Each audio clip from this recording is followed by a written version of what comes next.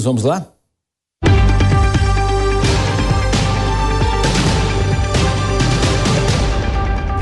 Informação importante porque a Organização Mundial de Saúde se reuniu, seus especialistas, para a decisão final da pandemia do coronavírus no mundo, né?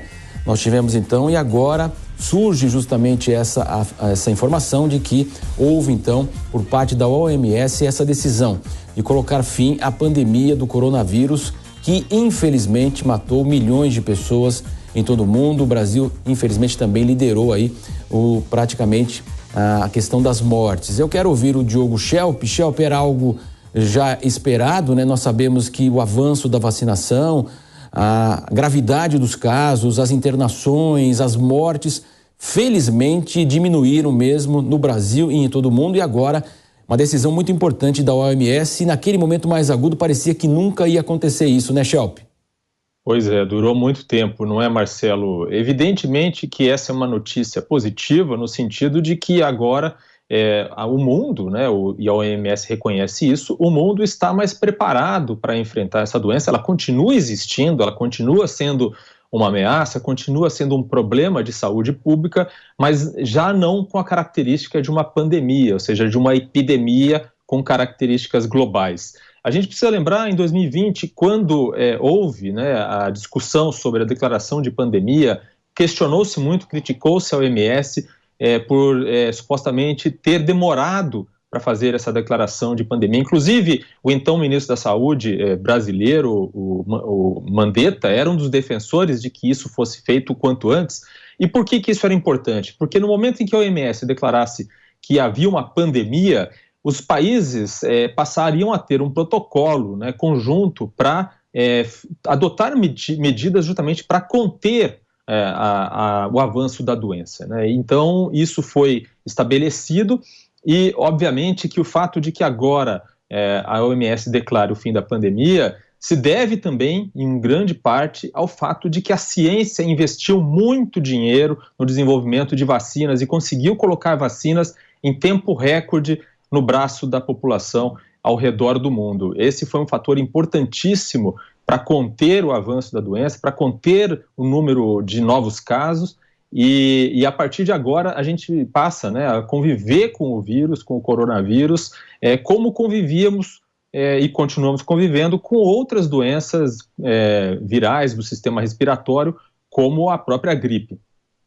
Schelp, então o anúncio foi feito há pouco pelo diretor-geral da instituição, Tedros Adhanom, que retirou o alerta máximo em relação à doença. A declaração de emergência de saúde pública de preocupação internacional foi feita em 30 de janeiro de 2020, após o registro dos primeiros casos da Covid-19. No último boletim aqui do Ministério da Saúde, na semana entre 23 e 29 de abril, nós tivemos então 339 mortes por Covid-19 aqui no país. O país contabiliza 701.833 vítimas, isso no boletim que foi divulgado, o último agora na terça-feira. Casos são mais de 37 milhões e nós tivemos também toda essa questão envolvendo 38 milhões de casos contabilizados no total do país e, infelizmente, então, a perda de mais de 700 pessoas. Claro, Schelp, que fica agora, né, uma lição, inclusive, para toda a sociedade, para todos os países. E como você bem ressaltou, isso também foi ressaltado pela OMS, de que nós vamos conviver sim ainda com a Covid. Ela é uma doença perigosa, evidentemente, e mais de 700 mil mortes aqui no Brasil. Isso acaba comprovando, evidentemente, essa preocupação ainda da OMS. Schelp. Exatamente, né? 700 mil mortes no Brasil, não é, Marcelo? Isso, durante uma grande parte desse período da pandemia, a doença foi a principal causa de morte no país. A gente precisa lembrar aqui, porque às vezes, né, quando a normalidade vem, né, quando as pessoas passam a poder fazer atividades normalmente, como agora, atualmente no país, a gente às vezes acaba se esquecendo do impacto que isso foi para a vida das pessoas, o impacto que isso teve em famílias, né, a quantidade de crianças que ficaram órfãs porque os seus pais morreram com a Covid-19, lembrando que foi uma doença que inicialmente impactava principalmente apenas em idosos, mas logo ficou claro que que ela impactava também todas as idades. E a gente teve cenas lamentáveis no Brasil nesse período todo, por exemplo, quando chegava momentos lá em Manaus que faltavam, né, cemitérios para enterrar as pessoas, onde faltou, por exemplo, insumos básicos de saúde para atender os doentes, faltou oxigênio, mesmo quando já se sabia que havia uma curva ascendente de casos e que o sistema de saúde lá não ia dar conta. A gente teve também um problema muito sério com fake news, né, com a difusão de informações falsas sobre vacinas, sobre medicamentos. Isso, obviamente, atrapalhou o combate à doença, atrapalhou o trabalho, inclusive, de funcionários de saúde, acabou contaminando também o debate político, né, tornando a discussão que deveria ser técnica e científica numa discussão ideológica, de um embate entre esquerda e direita, conservadores e progressistas. Quer dizer, um debate absurdo, porque, na verdade, o que se tratava era um debate